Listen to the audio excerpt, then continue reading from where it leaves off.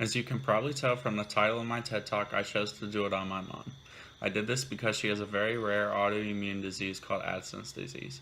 An autoimmune disease means that your body doesn't protect against infections or illnesses as well as it should. Addison's disease is very rare. About 1 in every 100,000 people get it, regardless of their gender.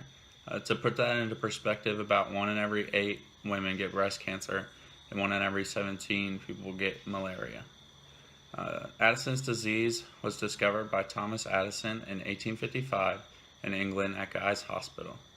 It's very rare, and if you've heard of it, it was probably in relations with John F. Kennedy, was the first person diagnosed with Addison's disease. Although my mom's disease is very rare and very hard to live with, she's always talking about how it could be worse and she could have cancer or be bedridden from some other disease, and is always telling my sister and I how we should be very compassionate towards others, especially those with diseases or mental illnesses. I've often witnessed my mom yell at the TV because she doesn't agree with someone, or just be baffled by how mean sometimes people can be. I've seen her cry in situations that I would never think to cry because I'd be too embarrassed to show my emotions. But she's always willing to stand out for the little man and voice her opinion. I asked my mom to share with me how she was diagnosed with such a rare disease and how the doctors knew what it was. She began by telling me that before she was diagnosed, up until she was 34, she had no real medical diseases or illnesses. She met my dad at 34 and they got married and decided they wanted to have kids. Shortly after conception, my mom noticed that she really craved salt, she was super tired, in physical pain, and very dehydrated. She knew this wasn't normal because she had already had my older brother before. Her doctor thought that she was depressed, so she told her to go take some exercise classes or do something to clear her head. She went to the exercise classes, but because she was in so much pain and so tired, she could not participate and just sat there and cried and thought about how she was going to continue to homeschool my brother even though she felt so tired and bad.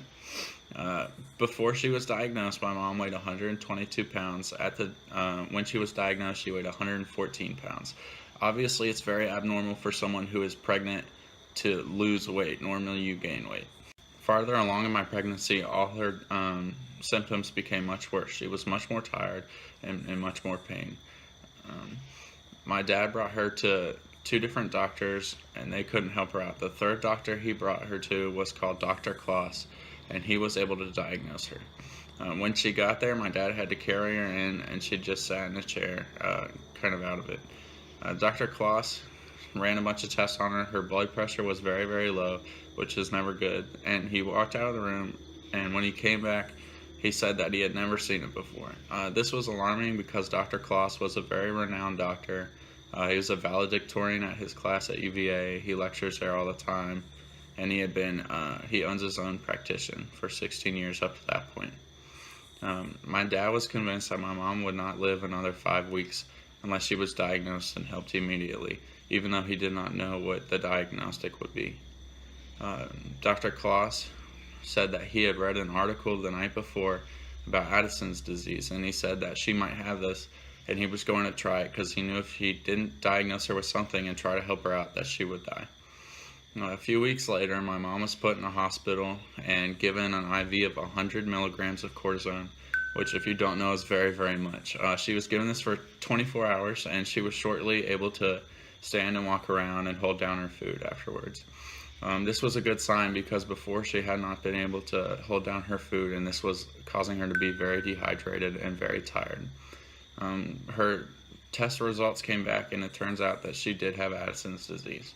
A few weeks later, she gave birth to me. I was 4.5 pounds and 4 weeks early, which is obviously very rare and has contributed to her disease. I realize that there are many rare illnesses, and even the illnesses that aren't rare can have a great impact on people. I chose to do my talk on Addison's disease because I've seen it firsthand and know that most doctors really just don't know what Addison's disease is. The only doctor I've ever heard talk about it is Dr. Kloss, and I've been to so many doctors with mine. Unfortunately, people with Addison's disease who are not diagnosed may not always be saved by a miraculous event like their doctor reading about it in a magazine the night before. So this summer I got a summer job and earned over $1,000, and I'm going to, with help of my aunt, start a charity and help to just raise the awareness of Addison's and all rare diseases.